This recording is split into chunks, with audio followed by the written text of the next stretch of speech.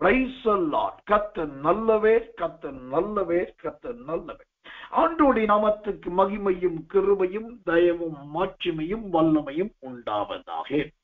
தேவனுடைய வார்த்தைக்கு ஆதாரமாக பரிசுத்த வேதாகமத்திலிருந்து ஒரு வசனத்தை வாசிக்கிறேன். ஜெபத்தோடு கவனிங்கள். எபிரேயருக்கு எழுதின நிருபம் 13ஆம் அதிகாரம் 18வது வசனம். எபிரேயர் 13:18வது வசனம்.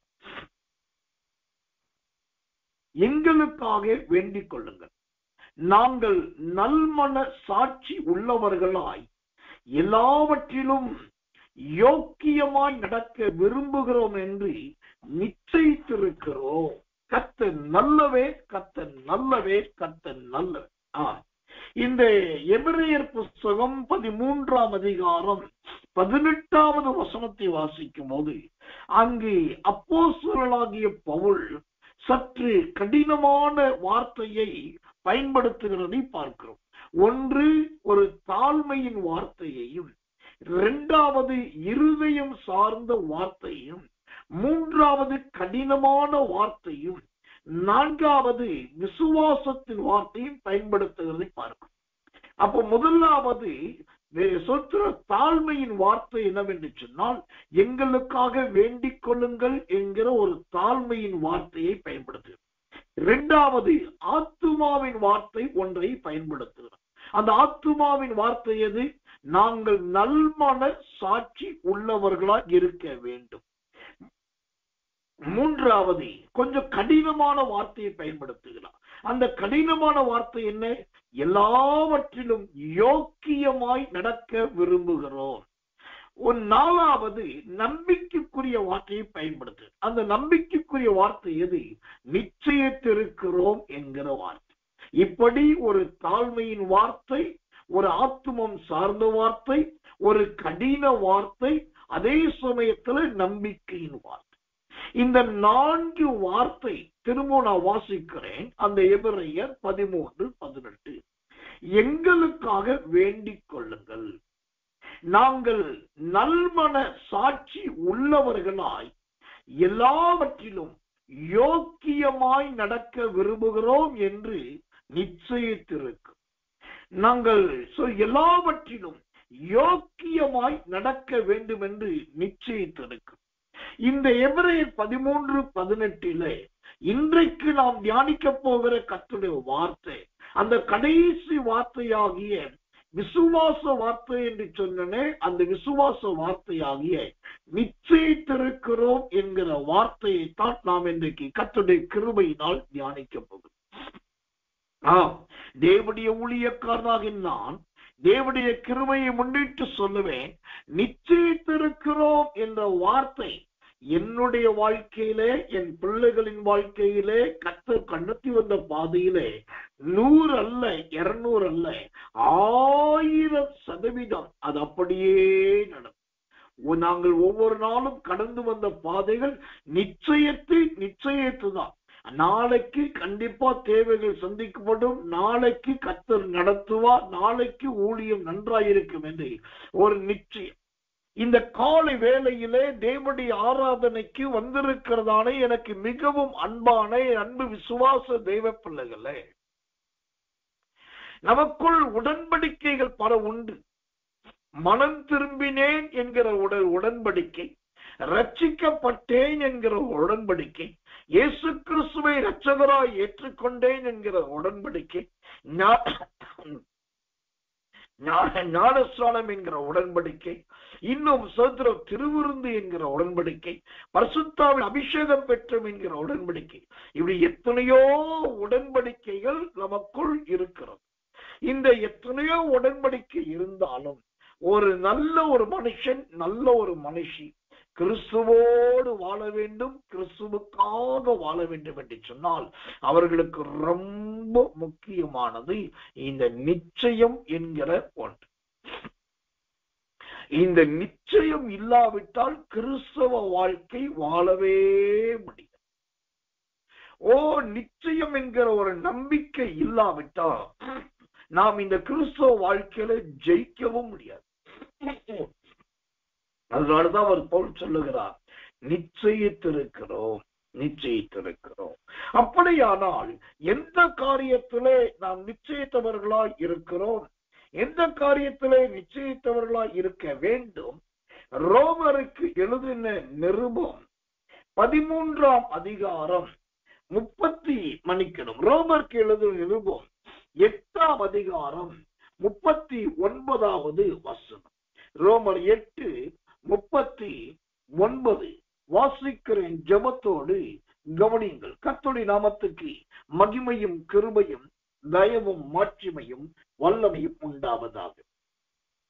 உயர்வானாலும் தாழ்வானாலும் வேறு எந்த சிருஷ்டியானாலும் நம்முடைய கர்த்தராகிய இயேசு கிறிஸ்துவில் உள்ள தேவனுடைய அன்பை விட்டு நம்மை பிரிக்க மாட்டாது என்று நிச்சயித்திருக்கிறேன். ஆமென். கர்த்தர் நல்லவர். இங்கு நிச்சயிக்கப்பட்ட அல்லது நிச்சயமான ஒரு கிறிஸ்துவை வாழ்க்கை வாழ்வதற்கு நல்ல ஒரு ஆலோசனை இந்த ரோமர் புஸ்தகம் 8ஆம் அதிகாரம் கடைசி வசனமாக 39வது வசனம் சொல்லுது. அதில் நிச்சயித்திருக்கிறேன் என்று பவுல் சொல்லும் போது முதலாவது எதை சொல்லுகிறார்? உயர்வானாலும், இரண்டாவதாக தாழ்வானாலும், மூன்றாவதாக எந்த சிருஷ்டியானாலும், நான்காவதாக கிறிஸ்துவின் அன்பை விட்டு நம்மை பிரிப்பவன் யார் என்கிற காரியத்திலே நான் நிச்சயமாயிருக்கிறேன். ஆமென். இந்த கடைசி காலத்துல நிறைய பேர் தங்க வாழ்க்கையில் இழக்கிற ஒன்று இருக்கிறது என்று சொன்னால் அது அன்பு மாத்திரமே இன்றைக்கு அதிகமாய் இழக்கிற ஒன்றாய் இருக்கு. ஊழியக்காரன் சில நேரத்தில் விசுவாசிகளுடைய அன்பை இழக்கிறார். விசுவாசிகள் தன்னுடைய ஊழியக்காரருடைய அன்பை பல நேரத்தில் இழக்கிறார். பெற்றோர் பிள்ளைகளுடைய அன்பை இழக்கிறார். பிள்ளைகள் பெற்றோருடைய அன்பை இழக்கிறார். இப்படி பல இடத்துல பார்த்தால் இந்த அன்பை இழக்கிற அனுபவம் தான் அதிகமாய் இருக்கிறதை நாம் வாழ்க்கையின் நடைமுறையிலே நன்றாய் பார்க்க முடியும். ஆனால் இங்கு பவுல் சொல்லுகிற ஒரு காரியம் என்ன? யார் எந்த நிலைமையிலே எதை நான் இழந்தாலும் கர்த்தராகிய இயேசு கிறிஸ்துவில் உள்ள தேவனுடைய அன்பை விட்டு நம்மை பிரிக்க மாட்டாது. தேவனுடைய அன்பை விட்டு நம்மை பிரிக்க மாட்டாது என்று நிச்சயித்திருக்கு. நம்முடைய வாழ்க்கையில் நிச்சயம் என்பது முதலாவது எதில இருக்க வேண்டும், எந்த காரியத்தில் இருக்க வேண்டும் என்று சொன்னால் அன்பை இழக்காத ஒரு நிச்சயம் கண்டிப்பாய் தேவை.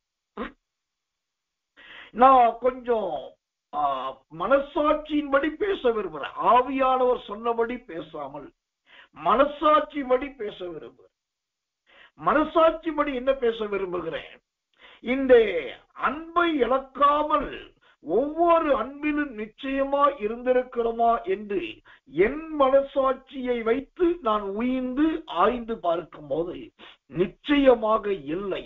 பல நேரத்திலே பல கட்டத்திலே பலருடைய அன்பை இழந்தவர்களாகத்தான் இருக்கும்.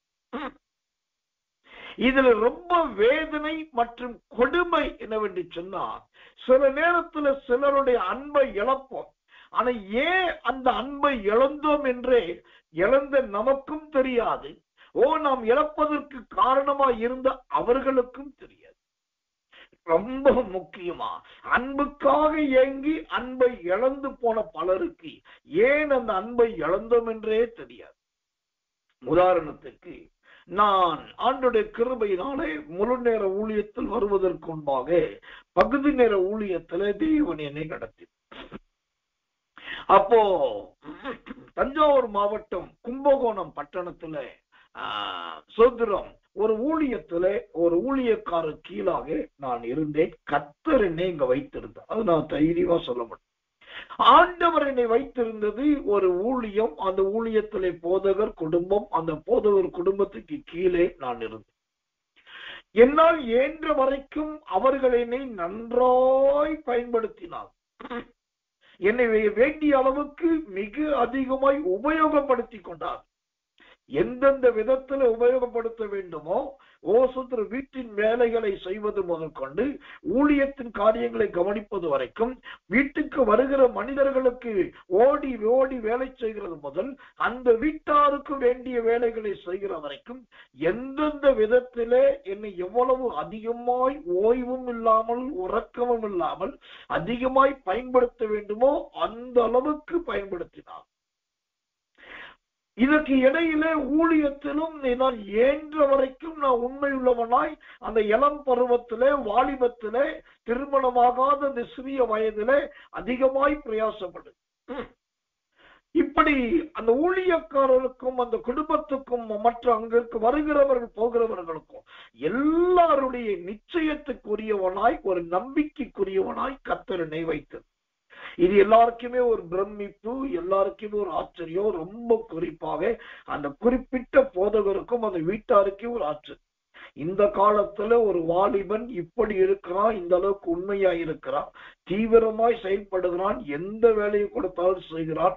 அது ஊழியம் மாத்திரமல்ல, வீட்டு வேலைகள், வீட்டு வேலை மாத்திரமல்ல, அண்டா குண்டா கழுவது, பாத்திரம் கழுவது, பிள்ளைகளை பராமரிப்பது மற்றும் சுத்திகரிப்பது என்று எந்த ஒரு தாழ்மையான அந்த ஊழியத்துல பல வருடங்கள் நான் இருந்தேன். ஒரு நாள் வந்தது, தேவன் என்னோடு கூட தெளிவாய் பேசி, ராத்திரி நேரத்துல சோதரம் படுக்கிறதுக்கு இடம் இல்லாமல் அந்த வீட்டுக்கு மேலே படிக்கட்டுக்கு போகிற வழியிலே ஒரு பழைய போர்வை விரித்துதான் படுத்திருப்பேன். அப்ப ராவெல்லாம் உட்கார்ந்து ஜெபிக்கிற பழக்கம் கிட்டத்தட்ட 10 மணிக்கு படுக்கைக்கு வந்தா 1 மணி நேரம் 1.5 மணி நேரம் மட்டும் கண்ணு கொஞ்சம் அப்படி உடம்பு முதுகு வலிக்காக படுப்பேன். மீண்டும் 12 மணிக்கு ஆரம்பித்த விடிய விடிய விடிய விடிய தேவ சோதரில் ஜோமனிட்டே இருக்கு. அப்போ ஒரு நாள் தேவன் பிரத்யட்சமா என்னிடத்தில் வெளிப்பட்டு அவர் சில ஆலோசனைகளை, வழிகளை எனக்கு சொல்லிக் கொடுத்து, இன்றைக்கு மத்தியானம் 2 மணிக்கு புறப்பட்டு இந்த ஊருக்கு, இந்த பாதையில போ, அந்த பாதையில போனா இப்படி ஒரு ஊர் வரும், அந்த ஊருக்குள் நுழைந்து போ, அங்க ஒரு கிராம தலைவனை காட்டுவேன், அந்த கிராம தலைவனை நீ சந்திப்பாய், அந்த சந்தித்த மாத்திரத்திலே அங்க என்னுடைய கிரியை வெளிப்படுத்துவேன், அந்த கிரியையிலே ஜனங்கள் மயங்கி விழுவார்கள், அற்புத சுகம் உண்டாகும், அதனால் அந்த ஊர் மக்களுக்கும் உனக்கு இடையில ஒரு உறவு உண்டாகும். நான் உன்னை இந்த கிராமத்து மக்களுக்கு உன்னை நான் கொடுத்து விட்டேன் என்று கர்த்தர் சொல்ல, நான் ஆண்டவர் சொன்னபடியே பகல் 2 மணிக்கு புறப்பட்டேன், நடந்தேன். ஆண்டவர் காண்பித்த பாதையில நடந்து போயிட்டு இருக்கேன். எங்க போறேன்னு தெரியாது, என்ன செய்ய போறேன்னு தெரியாது, ஓசத்துல அங்க போய் என்ன நடக்க போகுதுன்னு தெரியும். கர்த்தர் சொன்னா நான் காண்பிக்கிற பாதையில 2 மணிக்கு மத்தியானம் போ. இப்போ போக ஆரம்பிச்சுட்டேன். போனேன் ரொம்ப தூரம் நடந்து போனேன். கடைசியில் ஆண்டவர் சொன்னார், இதோ இந்த பக்கம் திரும்ப என்றார். அந்த பக்கம் திரும்பினேன். அங்க ஒரு கிராமம் இருந்தது. அது ஒரு ரொம்ப உள்தங்கிய கிராமம். அதுவும் சுதரம் ஜாதி என்று சொல்ல போனா ரொம்ப தாழ்த்தப்பட்ட இனம் வாய்ந்த ஒரு மக்கள். அவர்கள் படிப்பும் அறிவும் நாகரிகமும் வஸ்திரமும் நல்லா கூட இல்லாதவர்கள். அந்த கிராமத்துக்குள் நடத்தினா அங்க உள்ளே நுழைந்தேன். கர்த்தர் சொன்னபடியே சம்பந்தமே இல்லாமல் அந்த கிராம தலைவர் வந்து என்னை பார்த்து, ஐயா ஸ்தோத்திரம், ஆண்டவர் உங்களைத்தான் அனுப்பினாரா என்று கேட்டார். அவர் ஒரு படிக்காத மனுஷன், ரட்சிக்கப்படாத மனுஷன். திடீரென்று ஒரு தீர்க்கதரிசி போல கேட்ட உடனே, ஆம் ஆண்டவர் என்னை தான் அனுப்பினார் என்று சொன்னேன். சொன்ன உடனே ஒரு சத்தம் கொடுத்தான். அந்த கிராமத்து மக்கள் எல்லாம் வந்து கூடிவிட்டார்கள். கூடின போது பக்கத்துல நிறைய சின்ன பொம்பளை பிள்ளைகளை பையங்களை சுத்தி நிக்க அவங்க மேல கையை வைத்து அப்படி ஆசிரியக்க ஆரம்பிச்சு. லைட்டா கை வச்சு சும்மா அந்த பேச்சுவாக்கள் பிள்ளைகளாச்சு தொட்ட மாத்திரத்துல பல பிள்ளைகள் கீழே விழுந்துட்டாங்க. கீழே விழுந்து மயங்கி கிடக்கிறார்கள். அந்த நேரத்துல சில தாய்மார் அழுது அவங்க மேல கை வைக்க அவங்களுக்கு கீழே விலை. இப்படியாய் கர்த்தர் முதல் ஊழியத்தை ஆவியானவரை நடத்தி கொண்டு போ. அப்பதான் கர்த்தர் சொன்னார், நீ இந்த இடத்தை விட்டு வெளியே வா, நான் உன்னை அப்போஸ்தலனாய் பயன்படுத்த போகிறேன். சரி என்று வந்தேன். சொல்லாமல் கொள்ளாமல் வரக்கூடாது என்று சொல்லி எனக்கு ஆதி முற்பிதாக்கள் சொல்லிக் கொடுத்தபடி அந்த போதகர்கிட்டையும் போதகரமாட்ட போனேன் என்று இப்படி கர்த்தர் பேசினார். இப்படி தரிசனம் கொடுத்தார். இங்க போ சொன்னாரு, போனேன், இதெல்லாம் பண்ணினேன். இப்ப கர்த்தர் சொன்னாரு, புறப்பட்டு இந்த ஊருக்கு போன்றாரு. நான் புறப்பட்டு போறேன். அந்த ஊர்ல யாரு இருக்காங்க என்னன்னு தெரியாது, ஆனா கர்த்தர் சொல்லிட்டா புறப்பட்டேன். அவர்களுக்கு ஏற்றுக்கொள்ள முடியவில்லை. ஏனென்றால் வீட்டு காரியங்கள், ஊழிய காரியங்கள் எல்லாத்தையும் கவனிக்க ஒரு ஆள் தேவை. அவர்களால் நம்ப முடியல, ஏற்றுக்கொள்ள முடியல. ஆனாலும் கர்த்தர் சொன்னாருன்னு அவங்களோட அன்பின் சோத்திர உத்தரவுக்கு காத்திருந்து அவங்களே ஜெபிக்க சொல்லி அவங்களால் வழி அனுப்பப்பட்டு. ஆனால் இந்த வார்த்தை நாங்கள் சொல்லுவதற்கு காரணம் என்னன்னா, அந்த அன்பை இழப்பது. நான் எல்லாம் ஒழுங்கு முறைப்படி தேவ தீர்மானத்தின்படி கர்த்தர் சொல்லிதான் நான் வெளியே வந்தேன். இப்ப நான் இதெல்லாம் சொல்லுவது தேவ சமூகத்தில். அப்ப அது எந்த அளவுக்கு உண்மையா இருக்கு பாரு. ஆனா எனக்கு ரொம்ப இருதயத்துல ஒரு காயம் உண்டா. என்ன காயம்னா, நான் வெளியில வந்த பின்பு அந்த ஊழியக்காரரோ அந்த ஊழியக்கார சகோதரியோ அவங்க என்னால் வளர்க்கப்பட்ட அந்த பிள்ளைகளோ ஒருவரும் நம்மை நினைவு கூறவே இல்லை. ஒரு நாள் கூட என்ன செய்கிறீர்கள், என்ன பண்ணுகிறீர்கள், எங்க இருக்கிறீர்கள் ஒன்னும் கேட்டது கிடையாது. நீண்ட காலம் கடந்து பார்க்கும் போது கூட அவர்கள் சொத்திரம் ஏதோ ஒரு வேற்றுக்கிரகவாசியை போல பார்த்தார். ஏன் இதை சொல்றேன்னாக்கா, இந்த கடைசி காலத்திலே நிச்சயித்திருக்கிறேன் என்கிற காரியத்திலே நாம் நம்பின மனிதர்களுடைய அன்பிலே நிச்சயித்திருக்கிறோமா என்று கவனிக்க வேண்டியவர்களாக இருக்கு. ஆனாலும் எனக்கன்பான தேவ பிள்ளைகளே, பல நேரத்துல நீதி நிமித்தமாகவும் நியாயத்தின் நிமித்தமாகவும் இந்த நிச்சயத்திலிருந்து நாம் சூத்திரம் வழி விலகினவர்களாக யாரோ பறிகொடுத்தவர்களை போல் அனுபவிக்க வேண்டியது வரும். துக்கத்தை சந்திக்க வேண்டியது வரும். இன்றைக்கு வரைக்கும் அந்த ஊழியக்கார குடும்பத்தை குறித்து எப்போதும் ஒரு வருத்தம் உண்டு. இத்தனை வருஷ காலம் எந்த சம்பளமும் இல்லாமல், வருமானமும் இல்லாமல், எந்த எதிர்பார்ப்பும் இல்லாமல் ஜீவனை கொடுத்து செய்தோம். ஆனால் இப்போது என்னவென்றே அவர்கள் கவனிப்பது கிடையாது. இப்ப நம்ம ஊழியம் வளர்ந்து பெருகி பெரிய ஊழியத்தை செஞ்சு என்னென்னமோ செய்தெல்லாம் கேள்விப்பட்டார்கள், ஆனாலும் காண்பது கிடையாது. அப்போ இந்த கடைசி காலத்துல சிலர் வலுக்கட்டாயமான பேரில அன்பை இழக்கிறவர்களாய் இருக்கு. இப்படிப்பட்ட அன்பை இழக்கும் போது தான் ஏன் நம்மை அவர்கள் நேசிக்கவில்லை, ஏன் தம்முடைய அன்பை நம்மை விட்டு பிரித்து எடுத்தார்கள் என்பது நம்மால் புரியாத ஒரு புதிராகவே இருக்கு. இந்த இடத்துலதான் நாம் என்ன செய்ய வேண்டும் என்கிறதை கிருபையை முன்னிட்டு சொல்றேன். இப்படிப்பட்ட நேரத்தில் சுத்திரம் நாம் எதிர்பார்க்கிற அன்பு கிடைக்காத நேரத்துல அந்த அன்பை நாம் தேவனிடத்தில் செலுத்த வேண்டும். ஒன்று, தேவனிடத்தில் அன்பை செலுத்த வேண்டும். இரண்டாவது, எல்லாருடைய அன்பும் கிடைக்கும் என்று காத்து கொண்டு இராதபடி தேவன் நம்மை நடத்துகிற பாதையில் நாம் சந்தோஷமாய் கடந்து போக வேண்டும். அப்படி போனால்தான் இந்த எபிரேயர் புஸ்தகம் 13ஆம் அதிகாரம் 18வது வசனத்தின்படி நாம் நிச்சயம் உள்ளவர்களாய் இருக்க முடியும். இந்த கடைசி காலத்துல எல்லாருக்கும் பிரியமாயிருப்பது, எல்லாருடைய அன்பிலும் இருப்பதே ஒரு முடியாத காரியம். தேவனுக்கு மகிமையும் கருமையும் தயவும் உண்டாவதால். இயேசு கிறிஸ்துவை கூட பாரு, அவர் நல்ல தேவன் தான், அவர் மனுஷகுமாரன் என்று தெரியும்.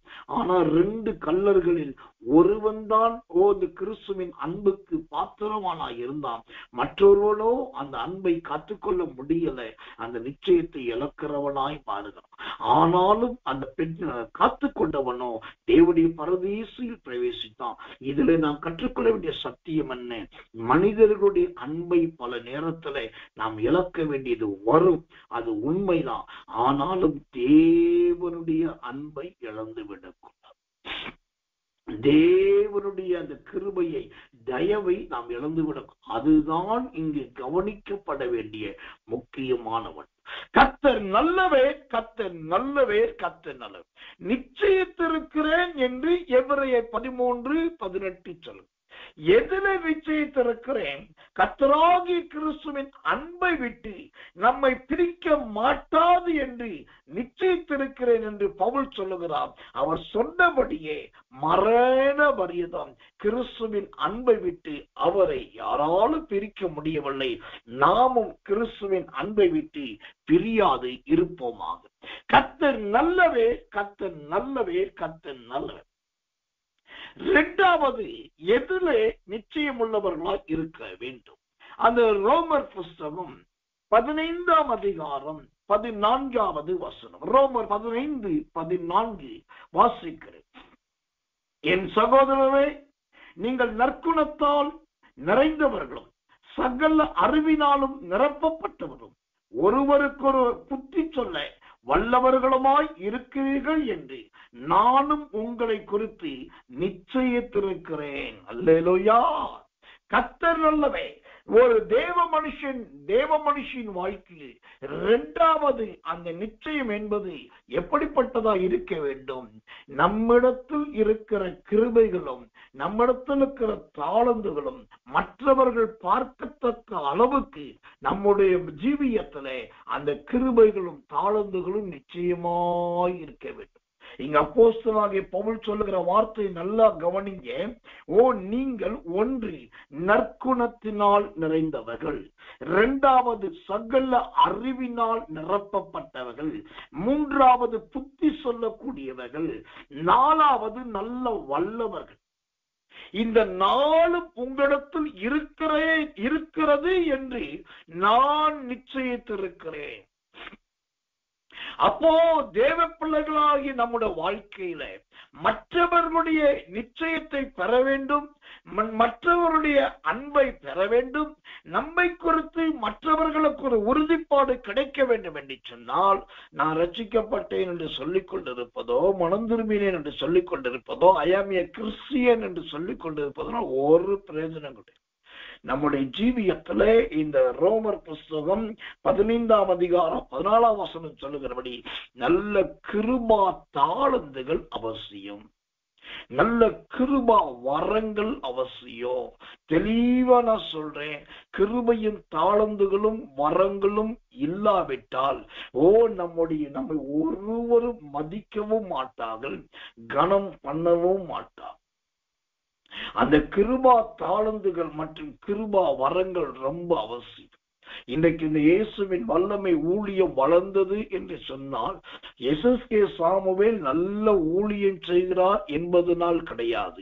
அந்த ஊழியத்தை அபிஷேகத்தோடும் செய்கிறோம், கிருபா தாளந்தோடும் செய்கிறோம், கிருபையின் வரங்களை பயன்படுத்தி செய்கிறோம். சில நேரத்திலே இந்த ஊழியத்திலே சாதிக்கிற ஊழியத்தை செய்து காட்டி இருக்கிறோம். சாதிக்கிற ஊழியம் யாருமே செய்ய முடியாத அளவுக்கு ஆன்லைன் பிரேயர்ல 72 மணி நேரம் தொடர்ந்து நாம் ஜெபம் நடத்தி இருக்கிறோம். இது மற்றவர்களால் செய்ய முடியாதது. சோத்திரம் 48 மணி நேரம் ஜெபம் நடத்தி இருக்கிறோம். அநேகரால் தொடர்ந்து அப்படி நடத்த முடியல. அப்புறம் ஆண்டாண்டு காலமாய் 24 மணி நேரம் ஜெபத்தை தொடர்ந்து பல வருடங்களாய் நிறைவேற்றி இருக்கிறோம். இதை தவிர எத்தனையோ ஊழியக்காரர்களை உருவாக்கி இருக்கிறோம். கிட்டத்தட்ட 1.5 வருஷத்துல நாம் 15க்கும் அதிகமான கிளைகளை, நிறைய ஊழியங்களை ஏற்படுத்தினோம். இதெல்லாம் எதை காண்பிக்கிறது? அந்த தேவனிடத்தில் நிச்சயமுள்ளவர்களாய் நாம் இருக்கிறோம் என்பது மாத்திரமல்ல, தேவனிடத்தில் நிச்சயமா இருக்கிற நாம் இந்த ரோமர் 15:14 சொல்லுகிறபடி முதலாவது நல்ல நற்குணம் நம்மிடத்தில் அது ஒரு கிருபையாய் விளங்க வேண்டும், இரண்டாவது நல்ல அறிவு நம்மிடத்தில் விளங்க வேண்டும், மூன்றாவது தேவனுடைய புத்தி நம்மிடத்தில் விளங்க வேண்டும், நாலாவது எதையும் செய்யத்தக்க வல்லவர்களாய் மாற வேண்டும். நம்முடைய ஊழியத்தில் அடிக்கடி நான் சொல்றது அதுதான். நீங்க தேவனுக்காக ஏதாவது ஒண்ணு செய்யணும். என்னால முடியாது, என்னால ஆகாது, இது செய்ய திராணி இல்லை என்று சொல்லவே கூடாது.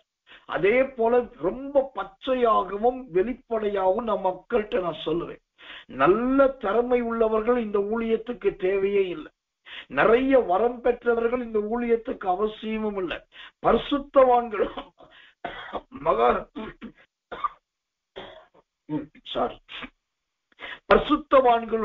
பரிசுத்தவாட்டிகளும் இருக்கிறவர்கள் இந்த ஊழியத்துக்கு தேவையே இல்லை.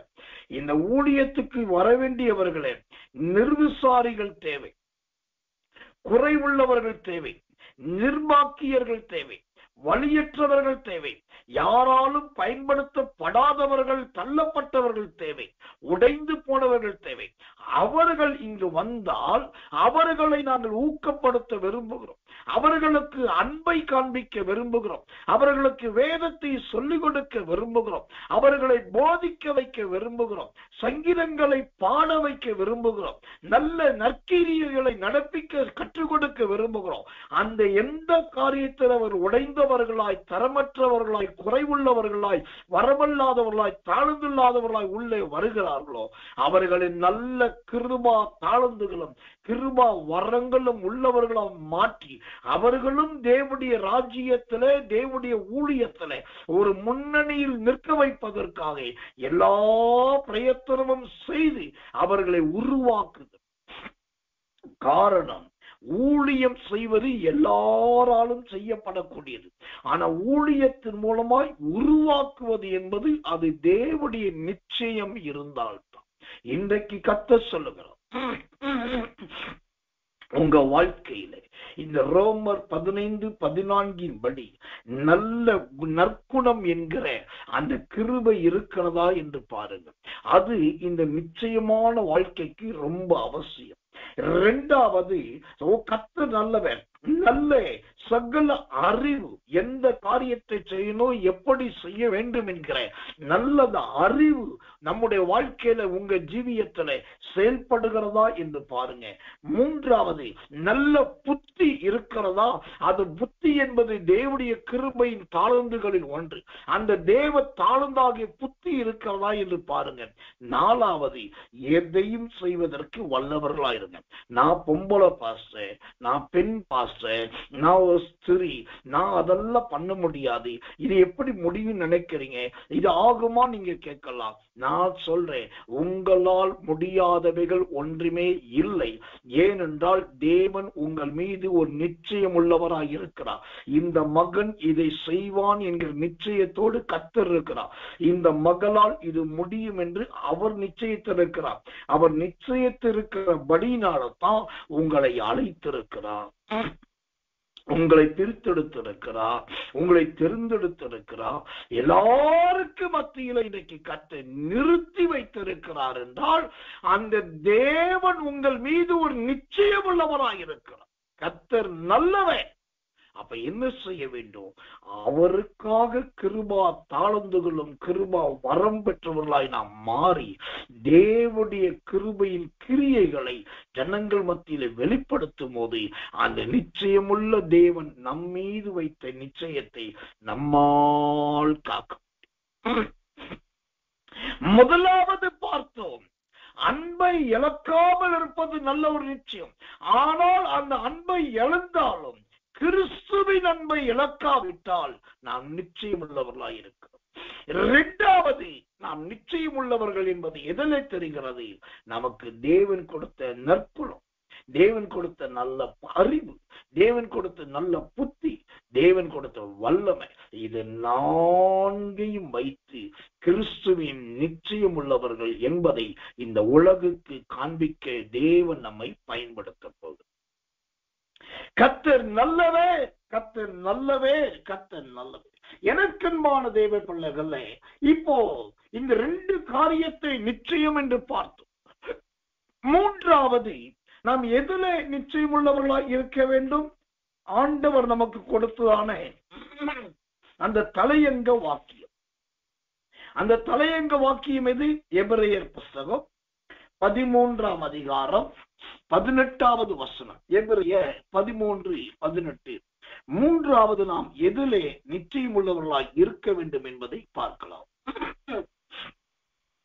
எங்களுக்காக வேண்டிக் கொள்ளுங்கள், நாங்கள் நல்மன சாட்சி உள்ளவர்களாய் எல்லாவற்றிலும் யோக்கியமாய் நடக்க விரும்புகிறோம் என்று நிச்சயித்திருக்கிறோம். இங்கு நாம் எதிலே நிச்சயமுள்ளவர்களாய் இருக்க வேண்டும் என்று இங்கு வேதம் சொல்லுதுதான். அந்த எபிரேயர் 13:18 அழகான ஒரு வார்த்தை இருக்குது. எல்லாவற்றிலும், எல்லாவற்றிலும். எல்லாவற்றிலும் என்றால் என்ன? உலகம், மாமிசம், பிசாசு. ஒரு பக்கம் உலகம் நம்மை கவர்ந்து இழுக்கும், ஒரு பக்கம் மாமிசம் நம்மை சக்கையாய் பிழியும், இன்னொரு பக்கம் பிசாசு நம்மை மேற்கொள்ள பார்ப்பார். இப்போ இந்த உலகம், மாமிசம், பிசாசு என்கிற 3 போராட்டம் வரும்போது அந்த 3 போராட்டத்தையும் நம்மால் சந்திக்க தெரிய வேண்டும். போராட்டத்தை கண்டு நடுங்குகிறவர்களோ, போராட்டத்தை கண்டு விலகுகிறவர்களோ தேவனுடைய புத்திரர் என்று அழைக்கப்பட மாட்டார்கள். ஆண்டவர் அழகாய் சொன்னார், பிசாசுக்கு எதிர்த்து நில்லுங்கள் என்று சொன்னார். ஏன் எதிர்த்து நிற்க சொன்னார்? கிறிஸ்துவில இருக்கிறவர்கள் என்றைக்குமே பிசாசை எதிர்த்து தைரியமாய் நிற்பார்கள். அந்த தைரியமாய் நிற்கிற ஒரு வாழ்க்கை தான் தேவனுக்காக நிற்கிறதான அருமையான ஒரு வாழ்க்கை. கர்த்தர் நல்லவர், கர்த்தர் நல்லவர், கர்த்தர் நல்லவர். எனக்கன்பான தெய்வ பிள்ளைகளே, நம்முடைய வாழ்க்கையில இப்படி எல்லாவற்றிலும் தேவனுடைய நம்பிக்கையை, நிச்சயத்தை நாம் உறுதிப்படுத்துகிறவர்களாய் இருக்க வேண்டும். அது ரொம்ப முக்கியம், ரொம்ப அவசியம். கர்த்தர் நல்லவர், கர்த்தர் நல்லவர், கர்த்தர். இந்த எல்லாவற்றிலும் என்று சொன்னால் எப்படி? எந்த எல்லாவற்றிலும்? 3 யோவான் புஸ்தகம் 2ஆம் வசனம், 3 யோவான் 2 சொல்லுகிறது, நீ எல்லாவற்றிலும் வாழ்ந்து சுகமாயிருக்கும்படி வேண்டுகிறேன். பிரதர், சிஸ்டர், ரொம்ப முக்கியமாய் ஊழியம் செய்கிறவர்களே கவனிங்க. 3வது எல்லாவற்றிலும் நிச்சயம் உள்ளவர்களா இருக்கும். அந்த எல்லாவற்றிலும் என்று சொன்னபோது நான் சொன்னேன், 1 உலகம், 2வது மாமிசம், 3வது பிசாசு. இந்த உலகத்தினால் வருகிற ஆசைகள், மாம்சத்தினால் வருகிற இச்சைகள், சோத்திரம், சாத்தானால் வருகிற நெருக்கங்கள், இதெல்லாம் வரும்போது நாம் எப்படிப்பட்டவர்களா இருக்க வேண்டும்? அந்த 3 யோவான் 2 சொல்லுகிறது, நீ எல்லாவற்றிலும் வாழ்ந்து சுகமாய் இருக்க வேண்டும். உலகமோ, மாமிசமோ, பிசாசோ உங்களை மேற்கொண்டு விடக்கூடாது. அவைகள் முற்றிலுமாய் உங்களுக்கு கீழாய், உங்க பாதத்துக்கு கீழாய் இருக்க வேண்டும். அப்படி கீழா இருக்கிறதுக்கு என்ன ஆதாரம்? அந்த போராட்டம் வந்தாலும் நாம் சுகமாய் இருக்க வேண்டும். பலவீனம் வந்தாலும் சுகமாய் இருக்க வேண்டும். பிசாசின் கண்ணிகள் வந்தாலும் சுகமாய் இருக்க வேண்டும். நம்மை மற்றவர்கள் பார்த்தாலே நாம் ஒரு சேலஞ்ச் மேனாய் இருக்கணும். ஒரு சவால் நிறைந்த மனிதனாய் காணப்படும். என்னையா இந்த ஆளை புரிஞ்சிக்கவே முடியல. மற்ற நாட்கள சரி, இப்பயுமா வசனம் பேசணும், இப்பயுமா ஊழியம் செய்யணும், இப்பயுமே இவ்வளவு வைராக்கியம் இருக்கணும்னு சொல்லி மற்றவர்கள் கேட்கக்கூடிய அளவுக்கு இந்த எல்லாவற்றிலும் நாம் ஜெயம் பெற்றவர்களாய் இருக்க வேண்டும். அது ரொம்ப முக்கியம், ரொம்ப அவசியம், ரொம்ப தேவன் எதிர்பார்க்கிறார். எனக்கன்பான தெய்வ பிள்ளைகளே, அப்போ நிச்சயத்திருக்கிறேன் என்கிற வார்த்தை 3வது எல்லாவற்றிலும் நாம் சக்சஸ்ஃபுல் வாழ்க்கை வாழ்வதை காண்பிக்கிறதா இருக்கு. இன்னைக்கு நீங்க கேட்கலாம், நீங்க இவ்வளவு சொல்றீங்களே, உங்க வாழ்க்கைய நீங்க ரொம்ப சக்சஸ்ஃபுல்லா வாழ்றீங்களா அப்படின்னு கேட்டா, நான் ரொம்ப கிருபையை முன்னிட்டும் தைரியத்தை முன்னிட்டும் சொல்றோம் அழகாய் சொல்லுவேன். 100% அல்ல, 100க்கும் மேற்பட்ட சதவீதம் சக்சஸ்ஃபுல்லான ஒரு வாழ்க்கையை தான் வாழ்ந்து கொண்டிருக்கிறேன். ஏன் என்று சொன்னால், அன்றைக்கு எடுத்துக்கொண்ட வேதத்தை இன்றைக்கும் என் கையை விட்டு நான் கீழே வைக்கவே இல்லை. அன்றைக்கு பெற்றுக்கொண்ட அபிஷேகமும் கிருபையும் இன்றைக்கும் என்னை விட்டு விலகவே இல்லை. அன்றைக்கு கர்த்தர் கொடுத்த ஊழியம் இது கர்த்தர் ஊழியமே கிடையாது என்று நான் விலகி ஓடவும் இல்லை.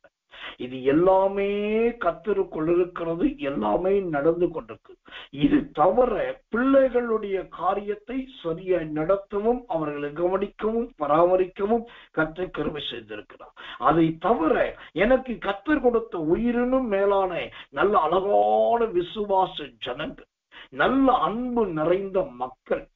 எங்கேயாவது போனா வந்திருக்கிறேன்னு கேள்விப்பட்டா ஓடி வந்து சூத்திரம் அன்பு பாராட்டுகிற, சிரிக்கிற, சூத்திரம் என்னோடு கூட நேரம் செலவழிக்கிறேன் எனக்கு உண்மையான பிரியமான ஜனங்கள். இப்ப இவ்வளவு பேரை பெற்றிருக்க, இத்தனை ஊழியங்களை செய்ய, இவ்வளவு காலம் இன்னைக்கு கர்த்தருக்குள் நிற்கிறேன் என்று சொன்னால் அந்த எல்லாவற்றிலும் என்ற வார்த்தை, அந்த எல்லாவற்றிலும் என்ற வார்த்தையின்படி ஒரு நிச்சயமுள்ள மனுஷனாய் கர்த்தர் வைத்திருக்கிறார். அந்த நிச்சயம் இருக்கிற படினால்தான் அந்த 3 யோவான் 2 சொல்லுகிறபடி எல்லாவற்றிலும் வாழ்ந்து சுகமாயிருக்க வைத்திருக்கிறார். கர்த்தருடைய ஊழியக்காரனாக நான் சொல்லுகிறேன், அப்போஸ்தலனாகிய யோவான் சொன்னதை போல நீங்கள் எல்லாவற்றிலும் வாழ்ந்து சுகமாயிருக்க தேவன் உங்களுக்கு கிருபையும் தயவும் அனுக்கிரகமும் பாராட்டுவார். ஒருவேளை நீங்கள் சுகமா இருக்க முடியாதபடிக்கு யாராகிலும் உங்களுக்கு எதிராய் கிரியை செய்து கொண்டிருக்கலாம். எப்போது வாழ்க்கையின் பயமுறுத்தல்களுக்குள்ளும் அல்லது சொத்து நடுக்கத்துக்குள்ளும் இருந்து கொண்டிருக்கலாம். ஆனால் இந்த நாள் முதல் என் தேவனாகிய கர்த்தர் உங்க வாழ்க்கையிலே நல்ல ஒரு நிச்சயத்தை கொடுக்கிறார். நல்ல ஒரு நிச்சயத்தை தேவன் கட்டளையிடுகிறார். அதனால் தேவ ஊழியக்காராக நான் சொல்லுகிறேன், மனம் பதறாதீர்கள், கர்த்தர் நல்லவே. சுத்திரம் இடறி போகாதீர்கள், கர்த்தர் நல்லவே. சோர்ந்து போகாதீர்கள், கர்த்தர் நல்லவே.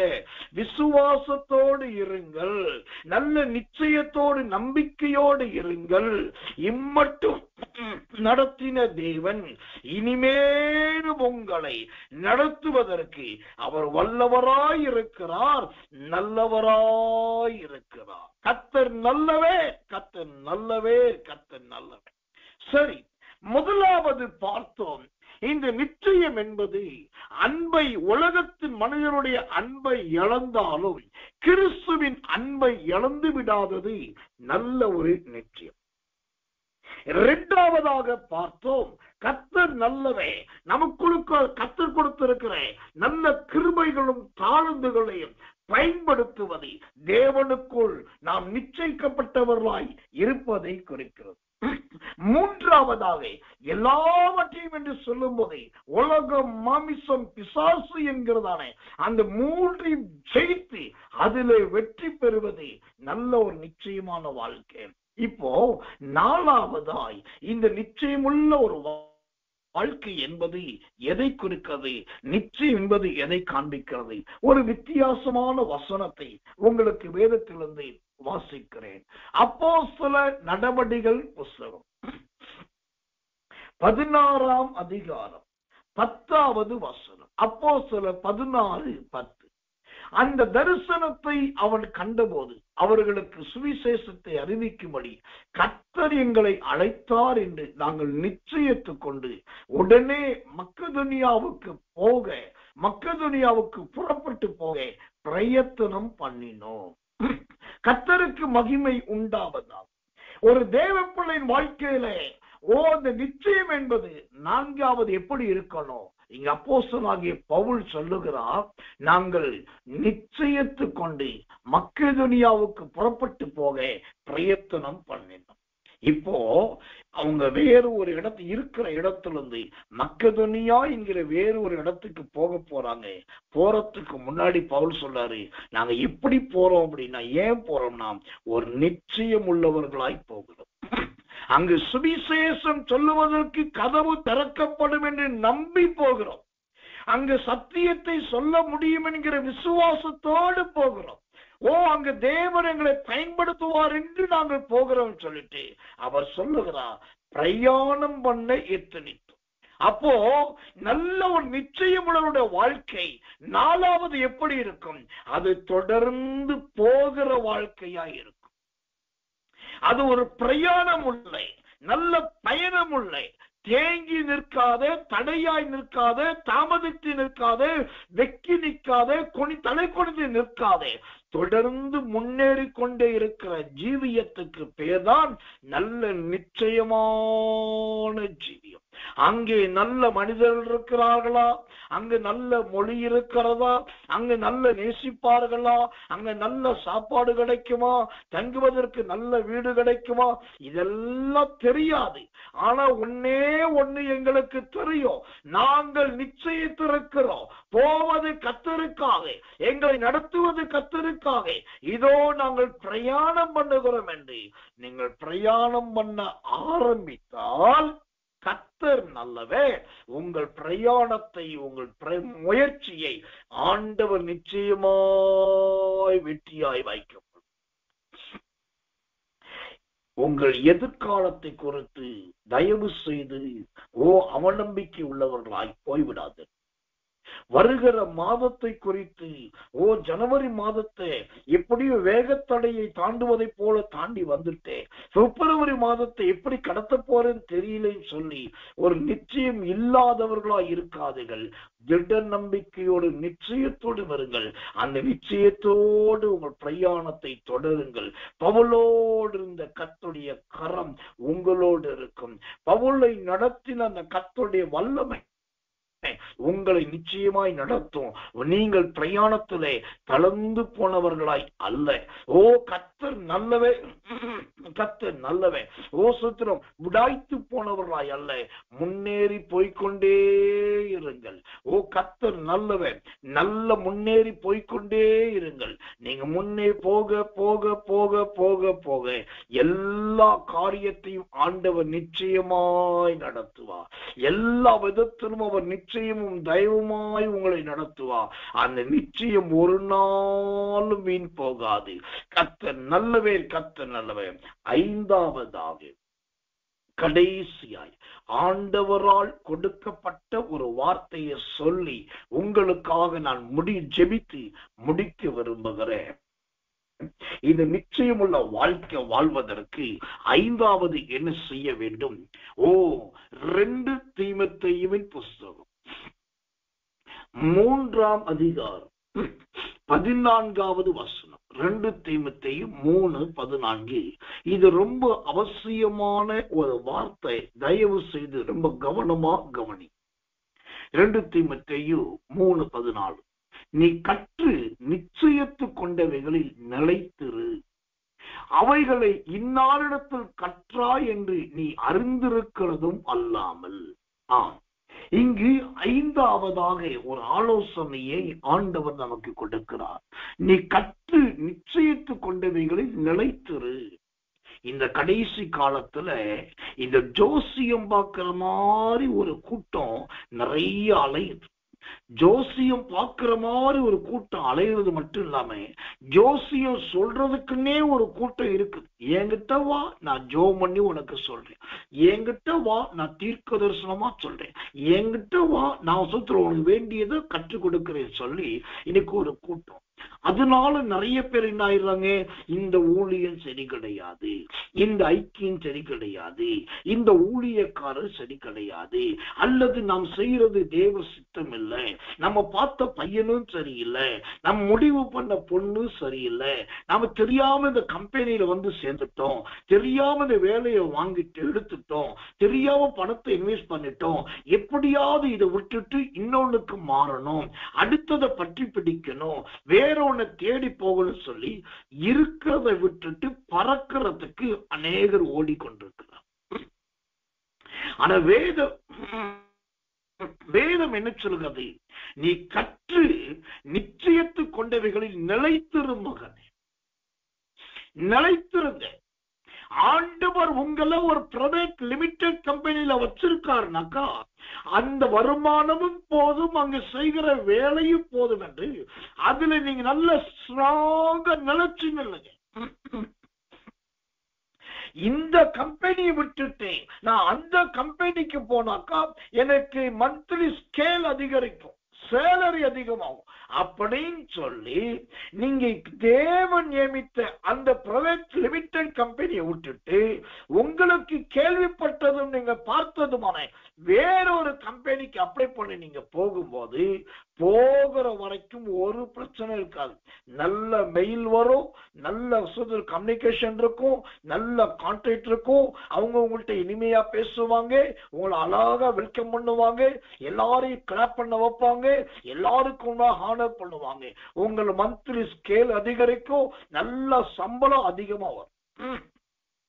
ஆனால் 2 மாதம் கடந்து நீங்க பாத்தீங்கன்னா அந்த இடத்துல ஒரு ஆமணக்கு செடி ஒண்ணு முளைக்கும். அந்த இடத்துல ஒரு பூச்சி ஒண்ணு வரும்.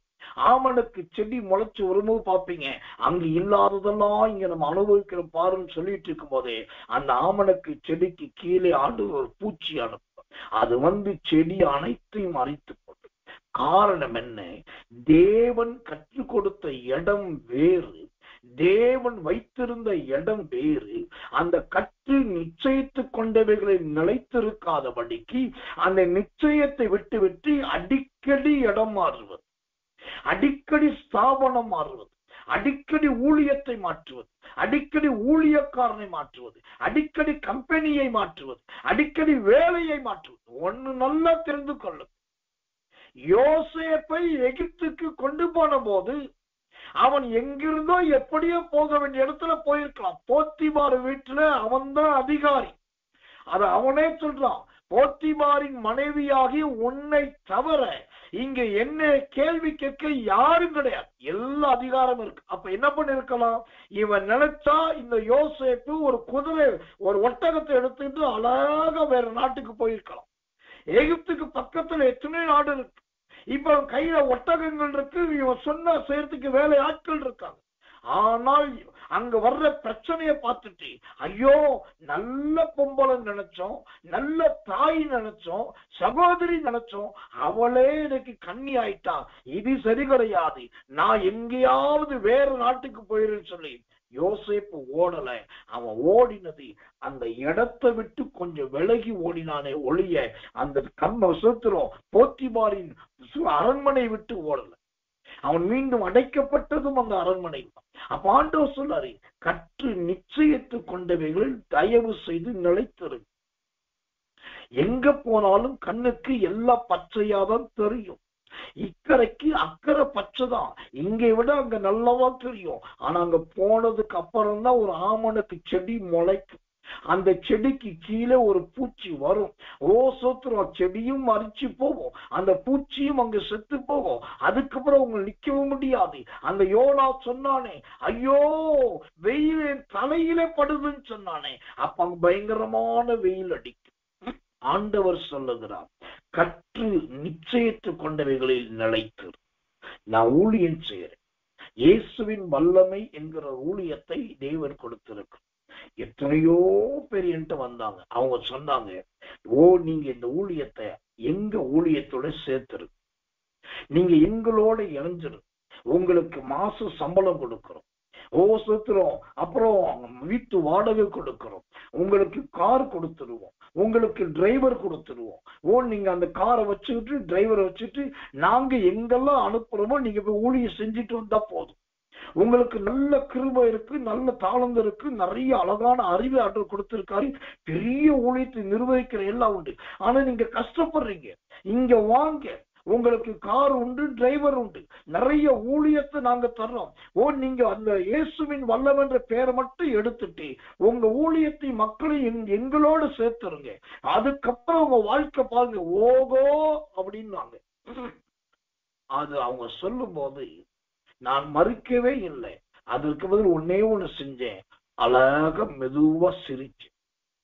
அப்போ அவங்க கேட்டாங்க, நாங்க சொல்றது உங்களுக்கு ஏளனமா தெரியுதா? நான் சொன்னேன், ஏளனமா இல்ல, துன்பம் ஒரு வேலையில சிரிங்க சொல்றோம் வார்த்தை இருக்குது. அப்போ நீ உங்களை பார்த்தா எனக்கு துன்பத்தை கொண்டு வர மாதிரி இருக்குது. நான் உங்களை நம்பி வரேன். கர்த்தர் சொன்னார், நான் உனக்கு கற்றுக் கொடுக்கிறேன்னு சொன்னார். இன்னைக்கு வரைக்கும் கற்றுக் கொடுத்து கொண்டிருக்கிறார்.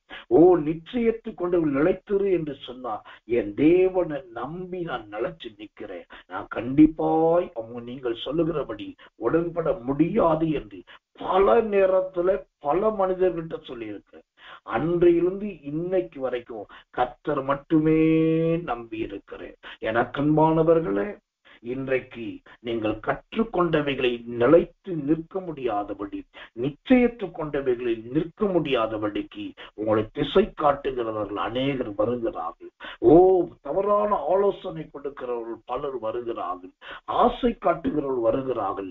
அவை எல்லாவற்றையும் நீங்கள் புறக்கணித்து விட்டு கற்று நிச்சயித்து கொண்டவைகளில் நிலைத்து. எனக்கு இந்த வசனத்துல அந்த 2 தீமோத்தேயு 3:14 எனக்கு ரொம்ப பிடிச்ச ஒரு வார்த்தை உண்டுன்னா நிலைத்திரு என்கிற வார்த்தை தான். நிலைத்திரு. முதலாவது கர்த்தருக்குள் நிலைத்திருங்கள், 2வது சத்தியத்திலே நிலைத்திருங்கள், 3வது ஆண்டவர் கொடுத்தது எளிமையான குடும்பமா பணக்கார குடும்பமா, ஆண்டவர் கொடுத்த சாதாரண வேலையா பெரிய வேலையா, ஆண்டவர் கொடுத்த சின்ன ஊழியமா பெரிய ஊழியமா, எது எப்படிப்பட்டதா இருந்தாலும் அதுல நிலைச்சு இருந்தீங்க அப்படின்னாக்கா உங்க ஜீவனும் தப்பும் எல்லா நாளும் சாட்சியாகவும் இருக்கும். ஆனால் லோத்துவை போல ஏதேனை போல இருக்கிறது, பசுமையா இருக்கிறது, பச்சையா இருக்கிறது, வறட்சி இல்லாதிருக்கிறது என்று சொல்லி எங்கேயாவது நீங்கள் கிளை மாறும்போது ஐயோ லோத்தே பின்னாட்கள் வரக்கூடிய அந்த சோதோம் கொமோராவின் அக்கினியை அறியாமல் போனாய், அந்த தேசத்தை விட்டு ஓட வேண்டியது வந்தது. ஐயோ தன் மனைவி கல் தூணாக உப்பு தூணாய் மாற வேண்டிய கட்டாயம் வந்தது. தன் 2 பெண் பிள்ளைகளை அவனே கற்பழிக்க வேண்டிய கட்டாயம் வந்தது. இது எல்லாம் நடந்தது என்ன? கற்றுக்கொண்டவைகளில் நிலைத்து நிற்காதபடி, நிச்சயத்து கொண்டவைகளில் நிலைத்து நிற்காதபடி அவன் கண் கண்ட இடத்துக்கு ஓடினது. ஆனபடினால் ஆண்டவர் சொல்லுகிறார், உங்களுக்கு எந்த புருஷன் ஆண்டவர் கொடுத்திருக்கிறாரோ அந்த புருஷனோடு நிலைத்திருங்க. எந்த மனைவியை கொடுத்திருக்கிறாரோ அந்த மனைவியோடு நிலைத்திருங்க. எந்த இடத்துல வேலையை கொடுத்திருக்கிறாரோ அந்த வேலையில நிலைத்திருங்க.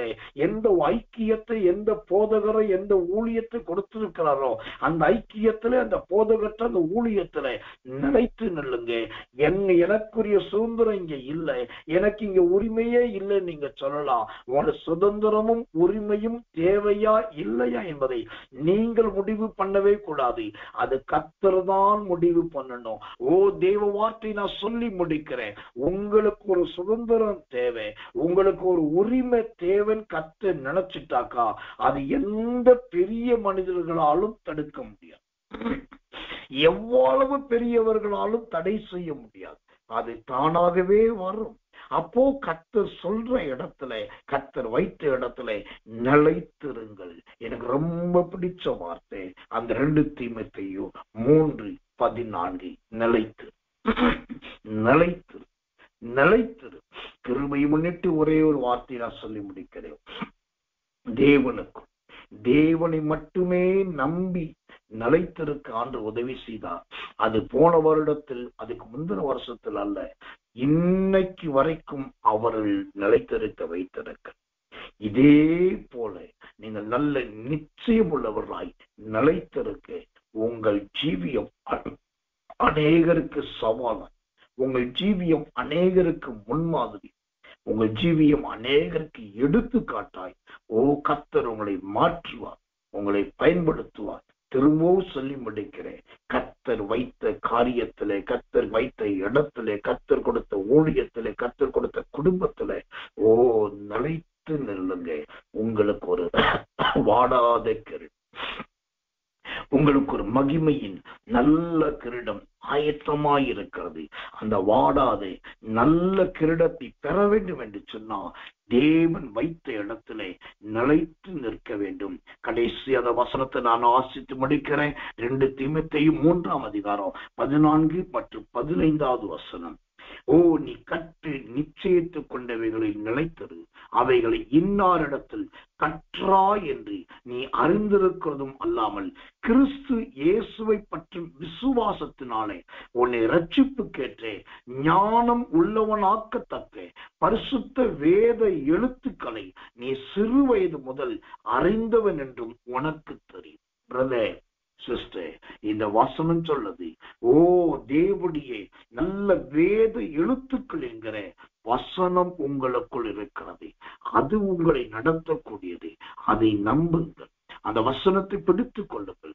உறுதியாய் நிலைத்து நில்லுங்க. ஆண்டவர் உங்கள் மீது நிச்சயம் உள்ளவராய் மாறுவார்.